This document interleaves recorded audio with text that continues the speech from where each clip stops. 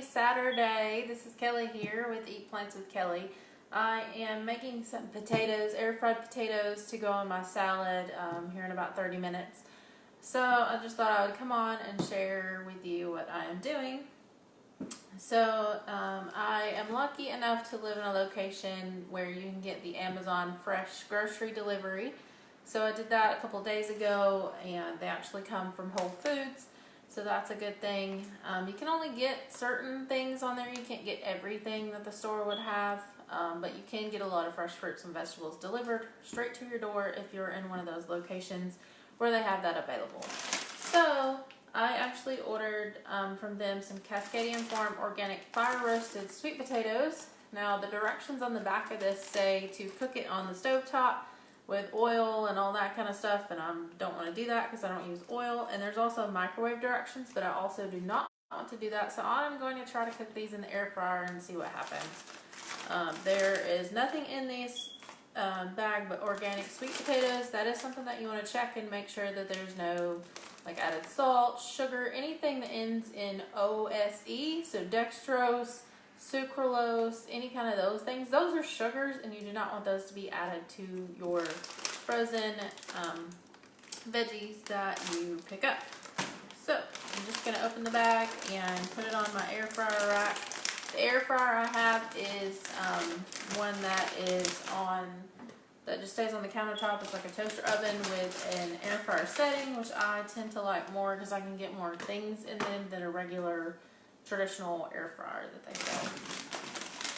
So you can see there's absolutely nothing on this air fry pan. There's no oil, there's nothing, it's not going to stick. So I'm just going to pour those on there and stick them in my air fryer, and we'll see how they turn out in the air fryer.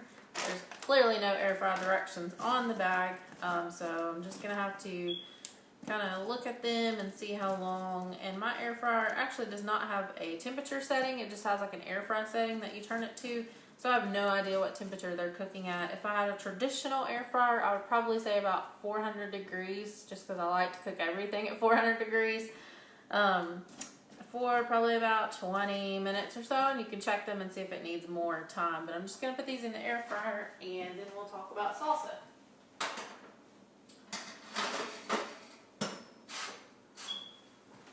So for salsa, I absolutely do no added salt. So I don't take the salt shaker and add salt to anything. Any spice blends that I use, I try to find some that do not have any sodium in them whatsoever.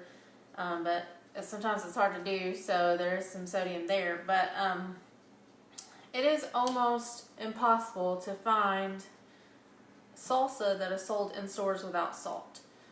Trader Joe's does have one, but I mean, a lot of people don't have Trader Joe's near you. You can buy it on Amazon, but it is quite expensive because it's a glass jar, and people know that other people want it, and so they can charge whatever they want to charge for it.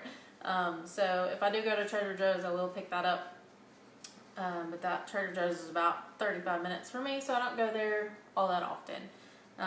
But what I do instead is to try to spend probably about, 10 or 15 minutes at the store in the salsa aisle, looking through the salsas and trying to find one that is lower in sodium. So the only one I have on hand right now, and I'm almost out of it, so I need to go to the store, is Green Mountain Gringo, and this is actually the hot salsa, and I'm sure that's backwards, but you can see what the label looks like.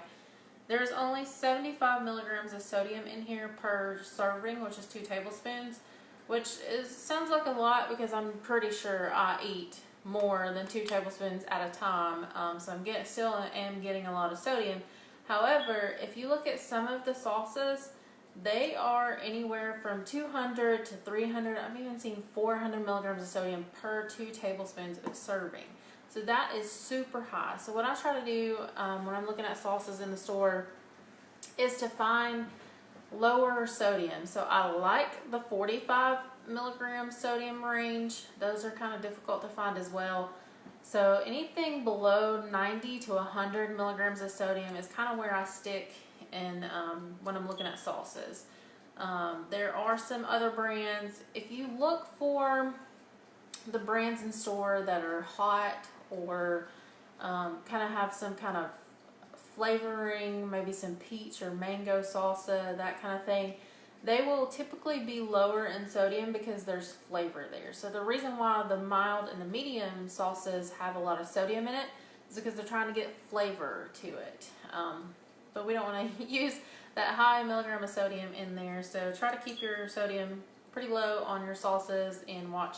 Also look at the ingredient list. A lot of salsas will have sugar in them. Also look for those OSE words, so dextrose, sucralose, fructose, those things. Those are sugar. You don't want those added to your jarred salsas. Anything like citric acid or any of that is okay. It's just the what they put in there to preserve the item. So that's my tip for salsas. I will let you know how these bagged frozen sweet potatoes turn out in the air fryer and how long I cook them for. I'm going to make a salad for my lunch or first meal of the day. It's probably, I don't even know what time it is. It's 11:30-ish around here, so I'll probably eat around 12 o'clock or so. I am starting to get a little bit hungry. Typically get hungry around 12, between 12 and 1 every day. So I should be eating here in a little bit, but I'm going to make a salad and I will put these frozen air fried sweet potatoes on the salad so that I have a starch in my salad and help me to stay full. So I hope you all have a great Saturday and a great weekend, and I'm inviting you to Eat Plants with me, Kelly, and I hope that you enjoy it. Until I come to you next time, bye everyone, have a good weekend.